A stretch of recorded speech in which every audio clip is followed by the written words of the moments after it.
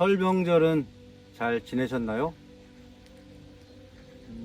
뭐 길지도 않은 기간, 오가는 기간 시간 빼고 어쩌고 하면 요즘에는 시골 내려가기가 참 쉽지가 않아요. 그럼에도 불구하고 많은 사람들이 이동을 하죠. 진짜 민족의 대명절이란 말은 아직까지는 유효한 것 같습니다. 뭐 제 친구 중에는 어머님 모시고 그 형님 집으로 서울로 올라간 친구도 있긴 하지만 그래도 많은 사람들이 열차며 버스며 또 자기 차를 이용해서 고향을 찾죠. 나쁘다는 얘기 아니에요. 좋습니다. 그래야만 되고요. 근데 요즘에 현실의 시골에 제가 시골을 왔다 갔다 하고 또 가까운 친척도 계셔서 이렇게 시골 그 동네를 가보면 정말이지 농담처럼 말하는 제일 막내가 뭐 70살 뭐 이런 얘기들 뻥이 아닌 거예요. 실제로 젊은 사람들이 시골에서 살아야 될 어떠한 그 기본기가 갖춰지지 않은 거죠. 나이 드신 분들은 어쩔 수 없다는 이유로 계신 거고요. 그건 이제 그런 거죠. 자식들이 서울로 뭐 모셔가거나 그러지 않을 뿐더러 요양원에 가면 꼭 죽는다. 요양원에 딱 가는 것은 죽으러 가는 거다는 현대판 고려장 같은 그런 느낌이 드나 보죠. 그리고 어떤 면에서는 사실상 그렇기도 하고요. 그래서 제가 요양병원에 좀 있어 봤었는데 한편으로는 시설 잘 갖춰지고 그리고 그 보험이라든가 이런 거 적용이 잘 될 경우는 그냥 음식도 괜찮고 딱 생활하기 나쁘지는 않은 것 같아요. 근데 그런 경우는 굉장히 드물고 요양원이나 요양시설, 요양병원 이런 것들은 굉장히 열악하죠. 제가 아는 분 한 분이 최근에 한번 그 요양시설에 가서 일을 하셨는데 너무 안타깝고 힘들어서 그만두겠다고 하더라고요. 그러니까 겨우 한 달이나 했나? 힘들다는 게 일하는 것이 힘든 게 아니라 그 안타까운 거죠. 안타깝고 한편으로는 먼저 있었던 직원들, 선배가 되겠죠. 그런 사람들의 뭐랄까 압력 같은 거. 왜 그렇게 하는 거 아닌데 하냐? 오버하지 말라고 너무 타박을 해서 그게 견디기가 힘들다고 하더라고요. 뭐 그거 아니면 할 일 없는 사람이 아니니까 그런 그 육체적인 그 힘듦이 아니라 마음에 괜한 스트레스를 쌓아가면서 일을 해야 되나 하는 그런 마음이 자꾸 든다는 거죠. 며칠 전에 대학병원에서 내가 그거 좀 물어보려고 했었거든요. 연명 치료를 거부하는 건 어느 선부터가 가능한가? 그러니까 주변에 아는 분들이 연명 치료에 대해서 이제 얘기를 하기도 하고 그걸 해놓는 것이 좋겠다. 왜냐하면 먼저 가신 분들 보니까 되게 그 부분이 고통스러운 경우들도 있다 이 말이죠. 그래서 추한 꼴 보이지 않고 자기 스스로 자기 의지대로 좀 어느 선에서는 중단을 했으면 하는 거. 그래서 존엄한 죽음을 맞고자 하는 그런 사람들이 많아지고 있어요. 그래서 저도 그 생각이 이제 문득 들어서 알아보고자 했는데 어디서 하는지를 몰랐는데 거기에 상담하는 조그마한 뭐랄까요, 창구도 아니고 그냥 커피숍 같은 데 한쪽에 탁자에 있어서 연명 치료 뭐 이렇게 써 있더라고요, 상담. 그래서 이제 물어봤더니 다른 거 필요 없고 그냥 신분증만 있으면 상담이 가능하다고 해요. 그리고 거기에서 상담뿐만 아니라 접수도 가능하다고 해서 보니까 이제 이게 보건소가 있고 뭐 요새는 군 단위도 있으니까 보건소는 면 단위도 있나? 글쎄요. 잘 모르겠네. 면 단위까지 있나? 보건진료소 있네. 자, 거기하고 이제 대학병원이라든가 이렇게 큰 1급 그 의료시설 이런 데서는 신청이 가능하다고 해요. 그러니까 좀 뭐 동네 병원이나 이런 데서는 안 되는 거고요. 그래서 제가 궁금했던 거 어디서부터 내가 치료를 받고 싶지 않다라고 말할 수 있느냐 이렇게 물어봤더니 그게 아니랍니다. 자기 의지가 아니라 그 담당 의사, 주치 의사가 판단해 가지고 이 사람은 이 약을 투여해서 또는 이런 혈액을 투여해서 또 이런 처방을 해서 다시 좀 몸이 좋아질 것 같다라고 한다면 계속 하는 거지만 이렇게 했을 때 더 이상 의미가 없다. 치료 자체가 아니다. 연명한다는 정도면 의사의 판단 하에 그걸 중단시킬 수 있다는 거지. 자기의 의사가 나는 여기서부터 뭐 안 할랍니다. 뭐 이렇게가 안 된다는 거죠.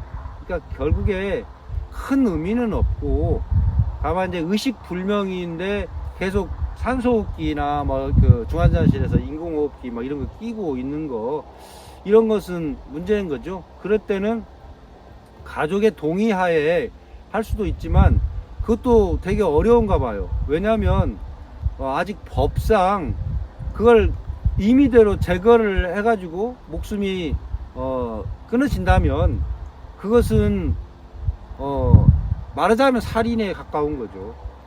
법 제도가. 그래서 법 제도에 대한 그 완화가 좀 더 필요할 것 같다는 생각이 들었고요.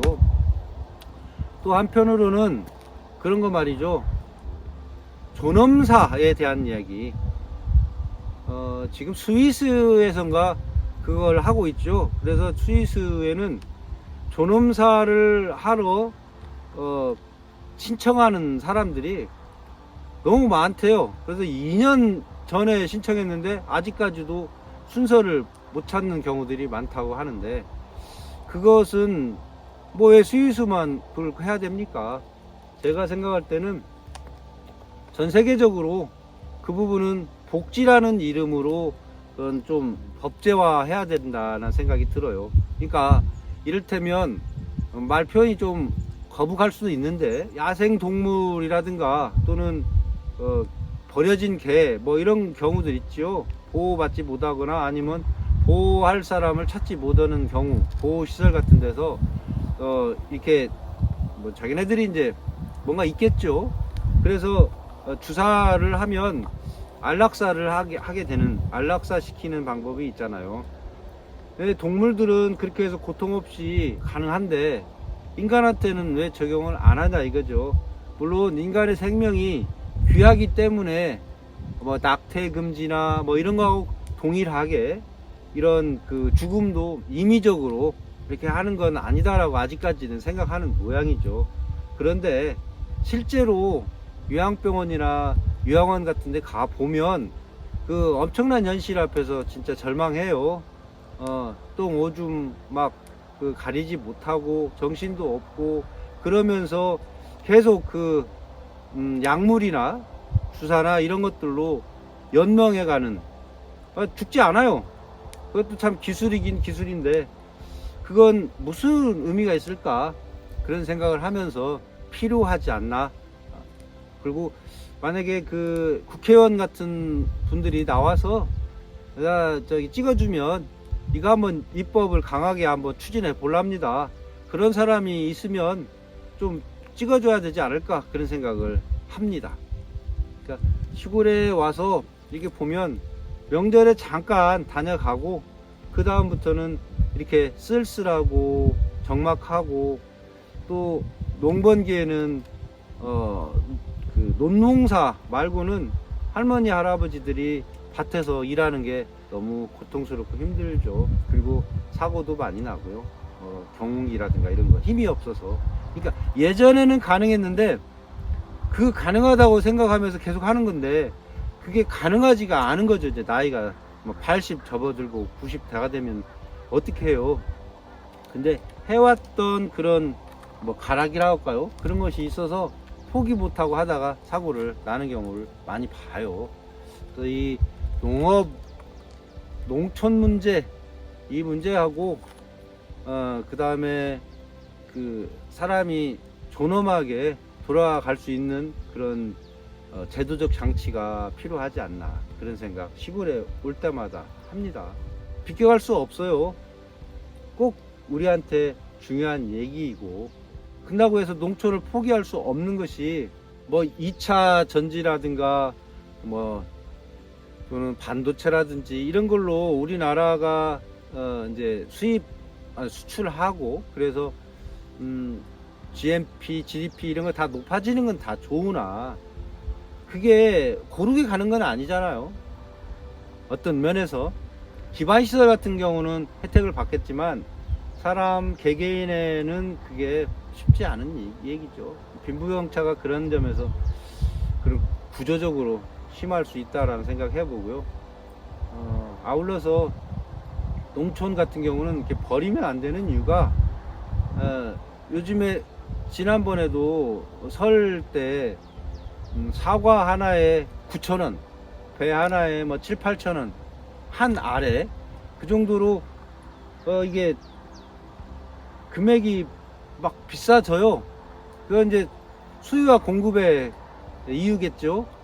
그러니까 뭐 흉년이 들어서 또는 뭐 낙과 피해가 심해서 사과를 배를 귀하게 살 수밖에 없다. 그것까지 인정하나 사과 못 먹고 배 안 먹는다고 해서 사람이 죽고 사는 건 아니잖아요. 그러나 그 외에 우리가 꼭 먹어줘야 할 식량들, 쌀, 보리, 콩 뭐 이런 것들이 정말로 어떤 자연재해에 의해서 심하게 흉작이 들었을 경우는 어찌하냐 이 말이죠. 그게 비단 어떤 지역적인 우리나라만의 문제가 아니라 요즘에는 자연재해가 아주 심하니까 여기저기 지진 일어나고 뭐 화산 터지고 하잖아요. 또 온난화로 빙하 다 녹고 남극했고 북극은 아예 다 녹아갔고, 그래서 이런 처참한 지경의 환경 문제에서 식량 문제가 정말 무기처럼 정말 힘든 상황이 될 수도 있다. 우리는 지금 기반을 다 잃고 있는데 농촌에 조금 신경을 써야 될 때가 아닌가, 늦었지만 그런 생각을 해봅니다. 올해는 지금 이제 농사를 좀 축소하려고 해요. 힘들어서. 이런 상태로 뭐 농사 고집한다는 게 웃기잖아요. 앞으로도 한 5주 정도는 이런 신세로 다녀야 될 것 같은데, 그 후에는 조심스럽게 이제 농사를 3월 달이니까 해야 된다면 뭔 작물을 할 건가 지금 둘러보면서 고민하고 있습니다. 어쨌거나 이제 곧 봄이 돌아오겠죠. 여름 지나면 이제 우수, 그 다음에 3월 딱 넘어가면 경칩, 깨구리들 튀어나오는 그런 따뜻한 계절일 거예요. 날마다 이제 추워지는 게 아니라 날마다 따뜻해지고 날마다 해가 길어지는 그런 날일 겁니다. 가능한 한 좋은 생각들, 좋은 계획들 세워서 이루어 가시길 바라요. 자, 밝은 얼굴로 또 찾아뵙겠습니다.